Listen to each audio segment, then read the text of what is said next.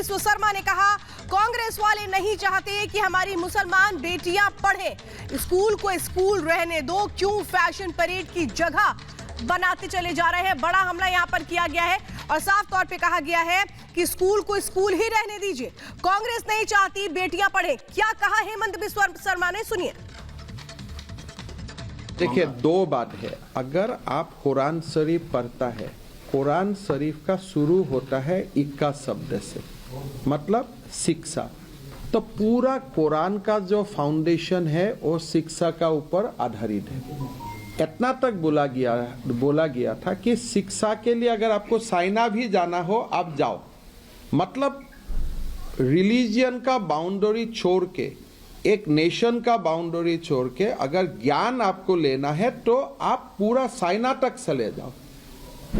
तो हजरत मोहम्मद जी को तो मालूम है कि चाइना का अरब का कल्चर नहीं है, चाइना में दूसरा कल्चर है। फिर भी उन्होंने बोला था, नबी साहब ने बोला था कि ज्ञान के लिए आप चाइना भी चले जाओ। तो ज्ञान का इतना महत्व है। अभी जो कर्नाटक में हो रहा है वो ज्ञान का मसला नहीं है, ज्ञान मंदिर में धर्म का मसला घुस गया।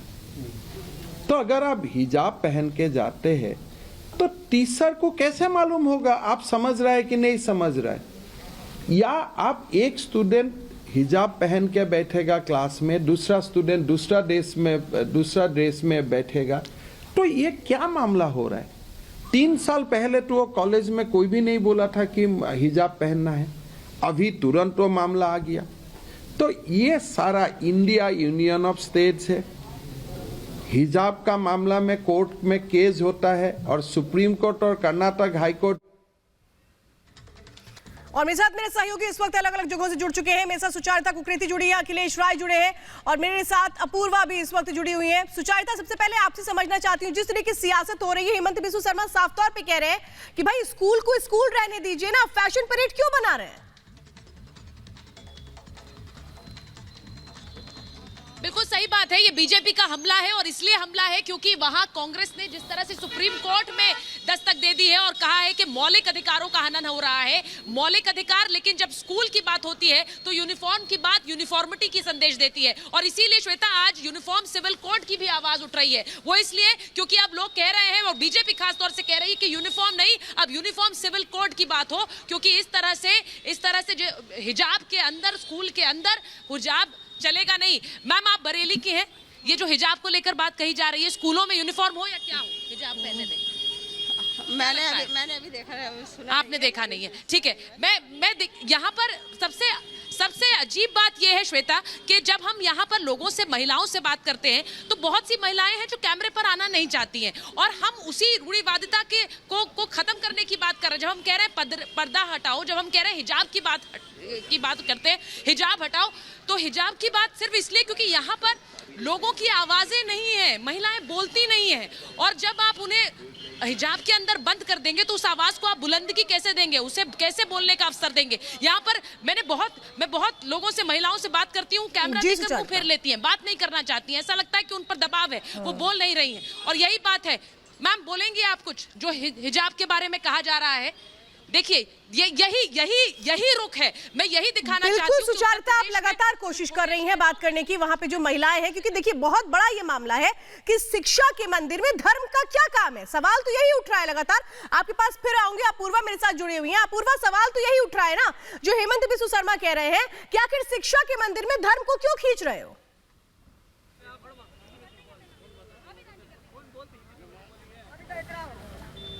जी, जैसे आप बिल्कुल देख रहे हैं, इधर हम चेन्नई में जहां हिजाब रो के अगेंस्ट ये प्रोटेस्ट जारी है, बहुत सारी महिलाएं और लोग इधर आमंत्रित हुए हैं इस प्रोटेस्ट के लिए। जैसे कि आप देख सकते हैं, बच्चे लोग, बड़े लोग और बहुत कई जन इधर आ चुके हैं इस प्रोटेस्ट के लिए। मैम, जैसे कि आप देख सकते हैं, ये जो कर्नाटक में हो रहा है उसके अगेंस्ट आप लोग प्रोटेस्ट कर रहे हैं, ये कैसा हो रहा है? देखिए, एक्चुअली देखने के जो कर्नाटका में कर रहे हैं ये बहुत गलत कर रहे हैं। जो बच्ची ऑलरेडी हिजाब पहन के आ रही थी उसको अब तुम नहीं पहनना करके बोल रहे हैं, क्या वजह है? क्या आपको इससे डिस्ट्रैक्शन है? नहीं, आप इस पहनने से आपको कोई अट्रैक्शन हो रहा है? ये भी नहीं हो रहा है। मगर ये पहनने की वजह से आपको अलग दिख रहा है तो आप इजीली उनको आइडेंटिफाई कर सकते हैं। कह रहे हैं कि बहुत से स्वामी लोग बोल रहे हैं कि हाँ वो अगर से वो बच्ची को कुछ हो गया तो मैं उनको पहचान नहीं सकती, उसका यूनिफॉर्म नहीं है। अगर कैंपस के अंदर हो रहा है, कुछ गलत काम हो रहा है, कोई बच्ची को तबीयत ठीक नहीं है, कोई प्रॉब्लम हो चुका है, तो कोई भी बच्ची हो या लड़का हो या लड़की हो, वो जो टीचर है उनके पास उनको आइडेंटिफाई करने की चाहते हैं तो वो जाके कोई भी बच्चे को कर सकते हैं। इसलिए वो हिजाब पहनी हो या ना भी हिजाब पहने हो, इससे कोई फर्क नहीं हो रहा है। ये जो बच्चे एजुकेशन के लिए जा रहे हैं उनके आप ये बोल रहे हैं कि ये एजुकेशन का जो पॉलिटिसाइज करते जा रहे हैं बीजेपी गवर्नमेंट या कोई भी और गवर्नमेंट पॉलिटिसाइज करने जा रहे हैं, पॉलिटिक्स खेल रहे हैं बच्चे के एजुकेशन के साथ। इस मामले में अगर ये हाई कोर्ट का जो वर्डिक्ट है वो अगेंस्ट आ जाएगा तो क्या होगा? आपका सेंटिमेंट्स कैसा है? बहुत गलत समझेगा।